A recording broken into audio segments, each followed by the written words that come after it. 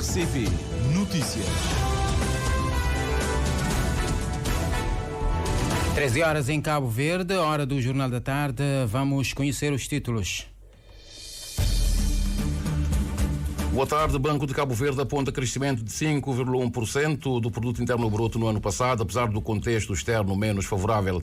Sindep diz-se contra o decreto-lei assinado pelo governo, enviado para promulgação do chefe de Estado. O Sindeprof diz desconhecer o novo PCFR aprovado, não desarma e continua a exigir aumento salarial de 36% para os professores.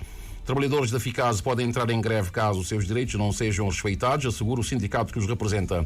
Importação de gás natural da Rússia pela França mais do que duplica, apesar da queixa dos ucranianos. Governos ocidentais se defendem que a proibição total faria disparar os preços. Mais de 1000 venezuelanos já abandonaram o país e entraram no Brasil após a crise política. Há 79 anos, Hiroshima era praticamente destruída pela primeira bomba atómica usada em todo o mundo. O desenvolvimento de estas e outras notícias já a seguir com o jornalista Anatólio Lima. Boa tarde. Amigo ouvinte da Rádio de Cabo Verde, muito boa tarde. O Banco de Cabo Verde divulgou esta manhã o relatório do Estado da Economia Nacional referente a 2023.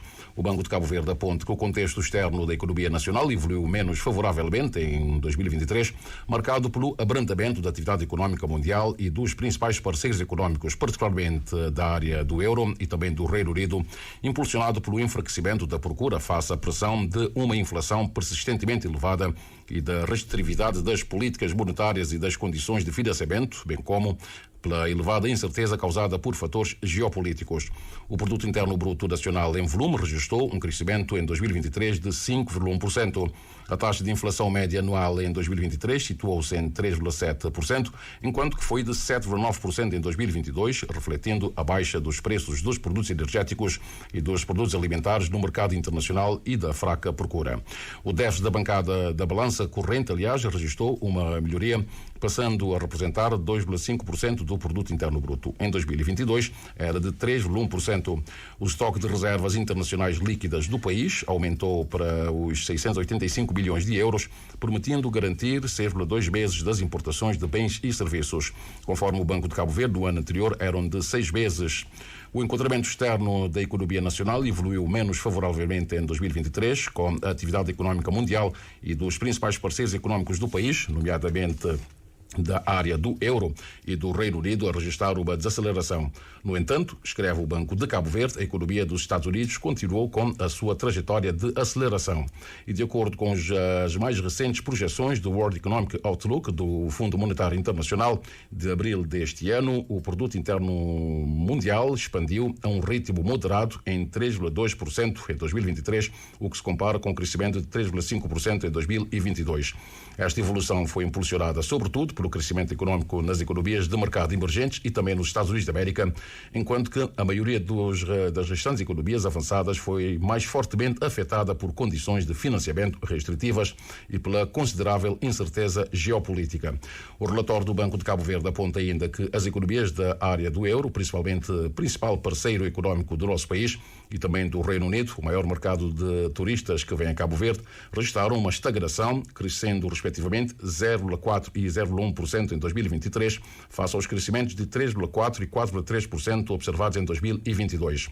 No entanto, a economia dos Estados Unidos da América, outro importante parceiro económico do nosso país, foi mais resiliente do que o esperado, tendo registrado um crescimento de 2,5% do ano passado, superior ao crescimento de 2022. Do lado da oferta, as atividades do setor industrial e da construção foram as componentes particularmente mais afetadas pelas condições de financiamento restritivas, pelos elevados custos dos fatores de produção e pelo enfraquecimento da procura, tendo o setor dos serviços, com uma grande componente de contacto, designadamente atividades recreativas e férias, resistido relativamente bem, beneficiando ainda dos efeitos persistentes da reabertura da economia após a pandemia. A confiança dos empresários em geral se deteriorou em 2023, associada às preocupações com os custos de empréstimos mais altos e as condições de financiamento mais restritivas, bem como a fraca procura. No entanto, escreve o Banco de Cabo Verde, a confiança dos consumidores melhorou, mas permaneceu ténue, com os consumidores tendo uma visão menos pessimista das perspectivas económicas, mas com a crise do custo de vida e o aumento das taxas de juro pesando ainda fortemente. Caso o amigo ouvinte tenha interesse em conhecer mais detalhes, poderá consultar o site do Banco de Cabo Verde na internet, poderá ter então mais pormenores. O SINDEP está contra o decreto-lei que aprova o plano de carreiras, funções e remunerações do pessoal docente e continua a reivindicar um salário base de 100 mil escudos para a classe docente. O sindicato desmente que tenha dado o seu consentimento ao documento. O posicionamento surge da sequência da publicação pelo chefe do governo da sua decisão de assinar e enviar o mencionado decreto-lei para a promulgação do Presidente da República. O SINDEP acusa ainda o governo de ser caloteiro por não cumprir com o compromisso assumido de pagar os subsídios pela não redução da carga horária, conforme o Cândido Amorim Fortes. O sindicato ameaça bloquear o arranque do ano letivo que está marcado para 16 de setembro e denuncia que, mais uma vez, o governo falta aos seus compromissos, diz Jorge Cardoso, desta vez no tocante aos subsídios de 2017, a esta parte, por não redução de carga horária, prometidos para junho passado. Por isso e por outras razões que dissemos que estamos perante um governo caloteiro, que não cumpre com os compromissos que tem para com a classe docente. Caso o governo manter a sua posição intransigente, próxima luta será, de facto, bloquear o arranque das atividades do ano letivo, que terão o seu início a 16 de setembro. Está publicado na página institucional do Primeiro-Ministro no Facebook que Ulisses Correia e Silva assinou para a promulgação do Presidente da República o decreto-lei que aprova o PCFR do pessoal docente. De acordo com a publicação, este documento define um novo enquadramento salarial mais favorável do que o Estatuto da Classe em vigor, estabelecendo, por exemplo, que o pessoal docente com licenciatura passa de 78.678 escudos para 91 mil escudos como salário base da carreira e que o pessoal docente sem licenciatura passa de 23.209 escudos para 55 mil escudos. O presidente do SINDEP desmente que o sindicato tenha dado o seu consentimento ao decreto-lei que aprova o PCFR do pessoal docente e acusa o governo de tentar enganar os professores quanto ao processo negocial. Deram o documento com um prazo máximo para apresentarmos um parecer em 15 dias. Pedimos a dilatação do prazo, inicialmente recusaram. Depois acabaram por aceitar por um mês.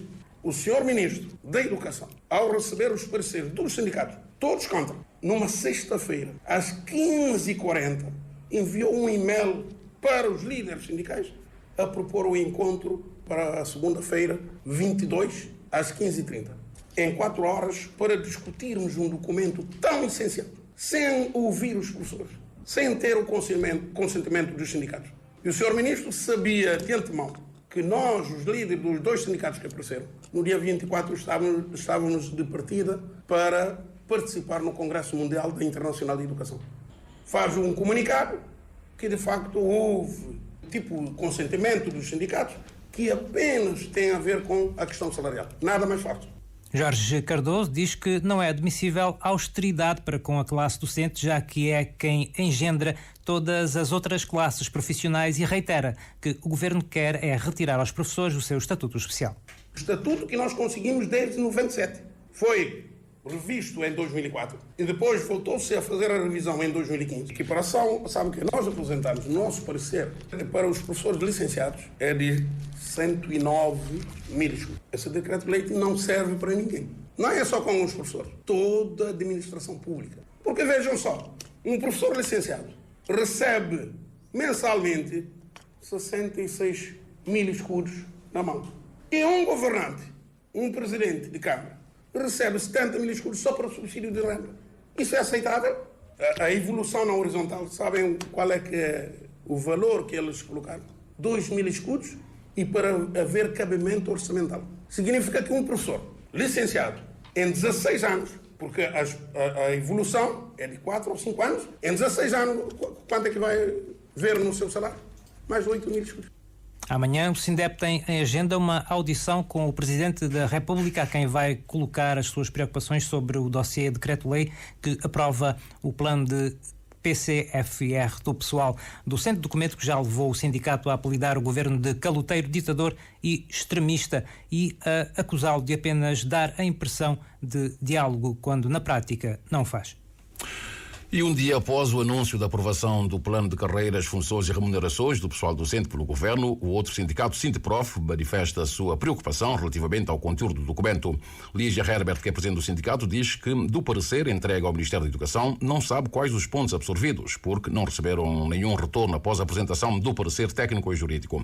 Entretanto, afirma Lígia Herbert que a luta continua para alcançar mais 20% do reajuste salarial, atingindo os 36% proposto pelo Sindiprof, conforme a Ednea Barros. O PCFR do pessoal docente agora aguarda a promulgação do Presidente da República, mas Sindiprof adianta que o governo deveria sentar à mesa com os sindicatos para debater os pontos em desacordo. Lígia Herbert também avança que o Sindiprof desconhece a versão do documento enviado para promulgação. Entretanto, nós não recebemos feedback. Se não recebemos feedback, nós não sabemos o que é que vai ser promulgado pelo Sr. Presidente da República. Quais os pontos absorvidos? Por que não voltar à mesa para discutir os pontos não absorvidos? Porque tudo o que o sindicato, o Sindiprof, colocou no parecer técnico-jurídico tem base legal. Essa é a nossa preocupação, mas devemos dizer que mesmo com a promulgação do PCFR, se não estiver as pessoas não estiverem de acordo, a luta vai continuar e nós não vamos ficar calados. A presidenta do Sindiprof fez saber também que a luta vai continuar, dizendo que a proposta é para o reajuste de 36% e não apenas 16%. O que nós não podemos aceitar é que se fique aí pelos 16%. Mas esqueceram-se de dizer que ainda faltam os 20% do remanescente, da questão que nós falamos também da greve dos professores, que agora é com serviço mínimo, despir os sindicatos de poder, a forma de amarrar e amordaçar professores vai ser isso. Lígia Herbert estranha também que o Estatuto do Pessoal Docente está dentro do PCFR, enquanto aguardava 2 documentos diferentes. Já quanto aos processos disciplinares levantados aos professores que não colocaram nota em tempo no SIG, diz Lígia Herbert que o Sindiprof aguarda o desfecho para depois tomar uma posição. Insatisfação também dos trabalhadores da Ficaz, que poderão entrar em greve, o que pode condicionar o arranque do próximo ano letivo e o funcionamento dos programas de ação social escolar. Uma forma de luta equacionada caso os seus direitos não forem respeitados pela Ficaz e pelo próprio Ministério da Educação. A posição foi manifestada pelo sindicato que os representa, o Sintap, em conferência de imprensa na cidade do Mindelo, para denunciar a situação laboral dos trabalhadores da Ficaz, conforme a Patrícia Martins.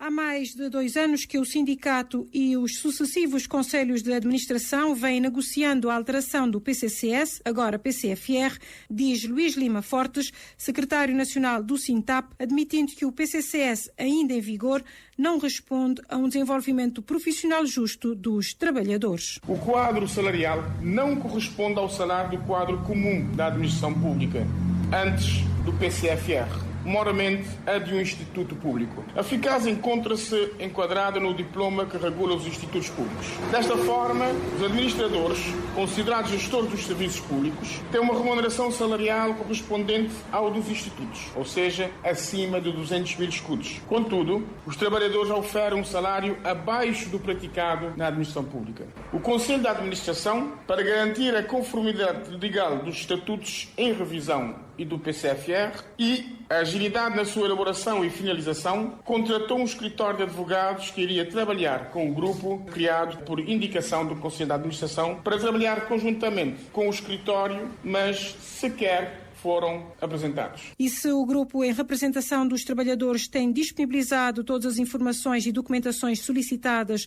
pelo Conselho de Administração nos prazos estabelecidos, o mesmo não acontece com o próprio Conselho de Administração, refere Luís Fortes. Estranhamente, o Conselho de Administração não tem cumprido os acordos de prazos para a elaboração e finalização das propostas, datas estabelecidas pelo próprio Conselho de Administração, que era o mês de maio de 2024. É bom de verdade e decorridos mais de 2 meses, o Conselho de Administração ter reunido, ultimamente, mais uma vez, com o escritório dos advogados, supostamente para finalizar a proposta, não temos sentido a abertura para partilhar os documentos proposta ou contrapropostas com os colaboradores do SINTAP e também o grupo que representa os trabalhadores da Ficaz para apreciação e contribuições em tempo oportuno e razoável. Isto significa, para os colaboradores do SINTAP, que este processo não é prioritário para o Conselho de Administração. Será porque nenhum dos membros do Conselho de Administração é quadro da Fundação? De igual modo, as correspondências com o Sr. Ministro da Educação, quem tutela a Fundação, tem merecido um silêncio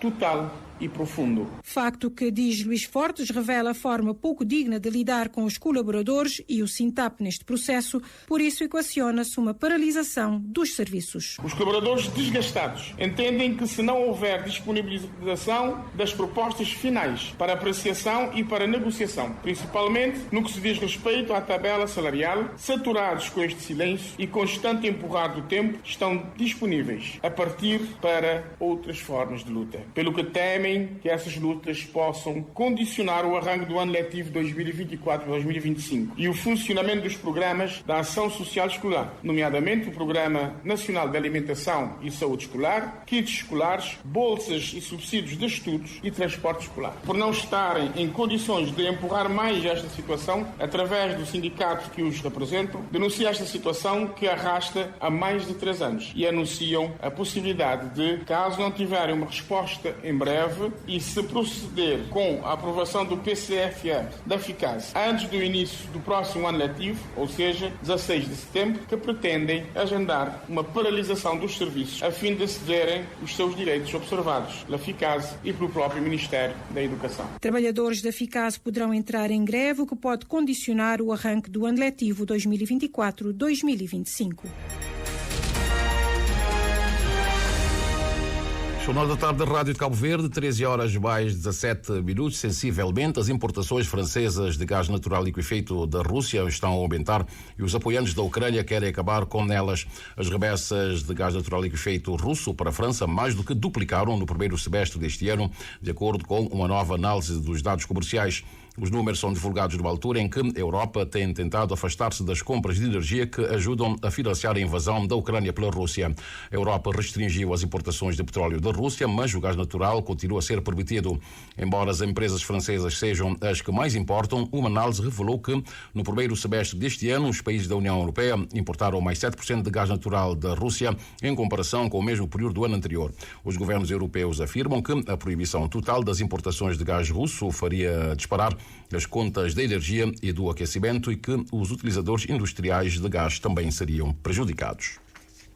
O Hezbollah, grupo apoiado pelo Irão, diz ter lançado uma série de drones contra alvos militares no norte de Israel, mas afirma que a prometida retaliação ao assassínio do líder do Hamas, morto na passada semana em solo iraniano, num ataque atribuído a Israel, ainda não chegou.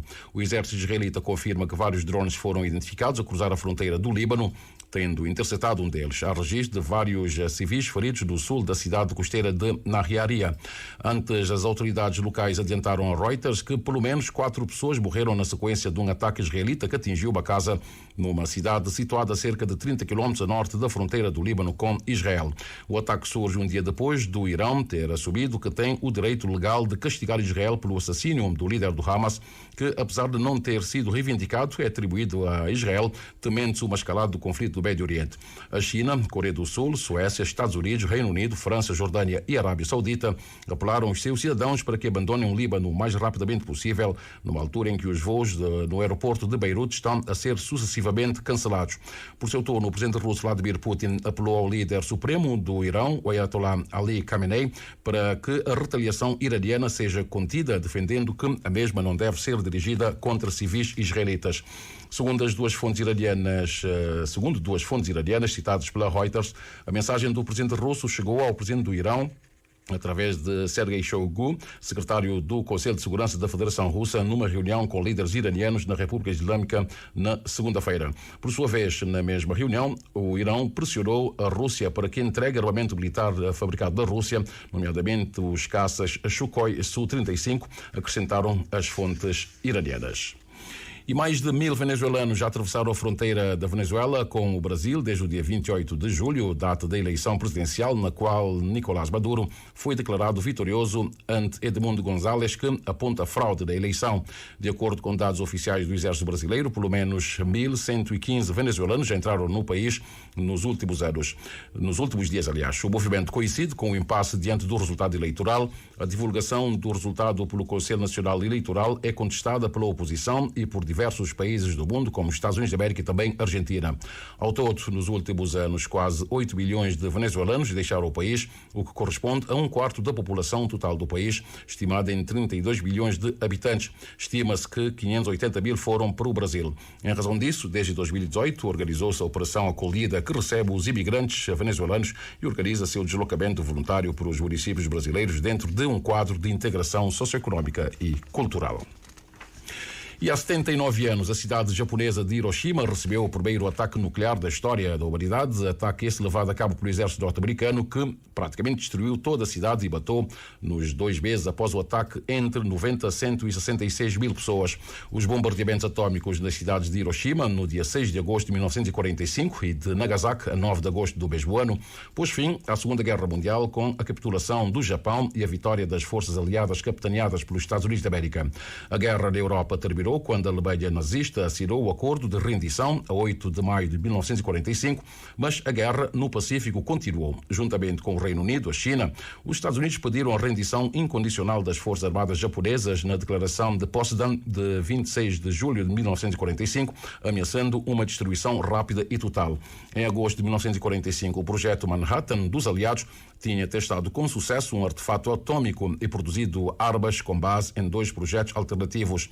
A bomba atômica de urânio, conhecida por Little Boy, foi lançada sobre Hiroshima no dia 6 de agosto de 1945, seguido por uma explosão de uma bomba nuclear de plutônio, Fat Man, sobre a cidade de Nagasaki no dia 9 de agosto também de 1945.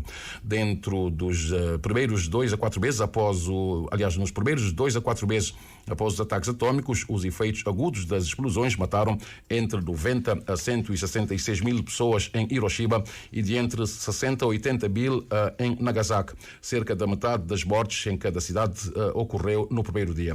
Durante os meses seguintes, várias pessoas morreram por causa do efeito de queimaduras, envenenamento radioativo e outras lesões que foram agravadas pelos efeitos da radiação. Em ambas as cidades, a maioria dos mortos eram civis, embora Hiroshima tivesse muitos militares. A 15 de agosto de 1945, poucos dias depois do bombardeamento de Nagasaki e da declaração de guerra da União Soviética, o Japão finalmente anunciou a sua rendição aos aliados. No dia 2 de setembro de 1945, o governo japonês assinou o acordo de rendição, encerrando a Segunda Guerra Mundial. E o papel dos bombardeamentos na rendição do país e a sua justificação ética ainda é motivo para debates. Já temos 13 horas mais 23 minutos, sensivelmente, é o fim de linha neste jornal. Vejamos agora como é que está o movimento aéreo e marítimo do arquipélago. As aeronaves da TAP, que normalmente fazem a ligação do nosso arquipélago, das diferentes ilhas, com a capital portuguesa, já estão no ar. Todos os pássaros, o que partiu de São Vicente já está com algum tempo de voo e deve aterrar a capital portuguesa quando forem 6 horas e 25 minutos. Um outro aparelho saiu da praia, deve aterrar um pouco mais tarde em Portugal, Lisboa, quando forem 6 horas e 44 minutos, o aparelho que partiu da praia. E também da praia partiu um outro aparelho, só que é da Transavia. Vai para Marrakech e deve chegar aí em Marrakech às 5 horas e 40 minutos. Também temos a outra aeronave da TAP, que partiu da Boa Vista, vai para Lisboa, deve aterrar na capital portuguesa às 6 horas e 38 minutos. De resto, são aeronaves que estão a fazer a travessia do corredor atlântico. Temos um aparelho da TACV, sim, está neste momento mais ou menos a meio do Saara Ocidental, vai para Lisboa, um voo que partiu da praia às 11 horas e 45 minutos, voo da TACV, e deve chegar em Lisboa às 5 horas e 32 minutos. Pela via marítima, neste momento, temos o fraco movimento, os ferros estão todos nos seus portos de destino. Temos o Interilhas a chegar agora em Porto Grande, em São Vicente. O Crioula está no extremo sul, está neste momento no porto de... Parece que no Porto da Brava. Não, parece-me que não. O Crioula está neste momento a navegar de São Filipe e vem em direção ao Porto da Praia. Já esteve no Porto de Valles Cavaleiros e está agora a fazer o percurso inverso. E também está a sair de São Nicolau neste momento, o Praia da Guarda, que tivera estado então no Porto de Tarrafal. Falamos agora do movimento das marés, bem como o que nos dizem as tabelas solunares em relação aos melhores momentos para a pesca, para além de outras informações. Para esta terça-feira, dia 6 de agosto, o sol despontou às 6 horas 18 minutos e 10 segundos e o pôr do sol será às 19 horas 1 minuto e 33 segundos. A lua encontra-se na fase crescente, saiu pelo leste às 7 horas e 55 minutos e vai se pôr pelo oeste quando forem 20 horas mais 38 minutos. A primeira baixa-mar do dia aconteceu a 1 hora e 16 minutos e a seguinte será daqui a pouco, quando forem 13 horas mais 55 minutos. A primeira praia-mar do dia foi às 7h45 e a seguinte será à noite às 20 horas e 1 minuto. E os dados apontam que hoje pode ser um excelente dia para pesca, sendo o melhor momento do que resta do dia, neste momento até às 15 horas e 16 minutos. Para amanhã, quarta-feira, a primeira baixa-mar vai acontecer à 1 hora e 49 minutos e a seguinte será às 14 horas e 26 minutos. A primeira praia-mar de amanhã, quarta-feira, será às 8 horas e 18 minutos e a seguinte será às 20 horas e 33 minutos. Em relação à pesca, amanhã, quarta-feira, poderá ser um bom dia, sendo os melhores momentos da 1 hora e 40 minutos até às 13h40, portanto, da madrugada, ou então das 13 horas e 56 minutos até às 15 horas e 56 minutos. Já temos 13 horas mais 25 minutos e meio. É o fim deste jornal. Vamos apenas aqui repor os títulos dos principais assuntos que foram abordados. Dissemos que o Banco de Cabo Verde aponta crescimento de 5,1% do produto interno bruto no ano passado, apesar do contexto externo menos favorável. Sindep diz-se contra o decreto-lei assinado pelo Governo, enviado para promulgação do chefe de Estado. Sindeprof diz desconhecer o novo PCFR aprovado, não desarma e continua a exigir aumento salarial de 36% para os professores.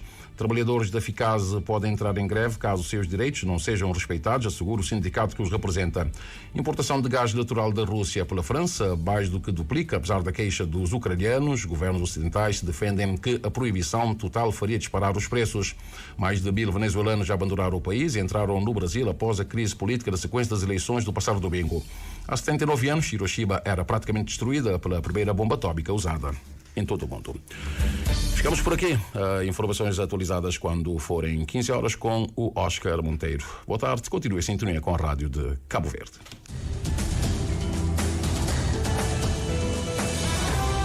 Mais informações em www.rtc.cv e na aplicação RTC Mobile. RCV, o rigor da notícia e o melhor da informação a cada hora.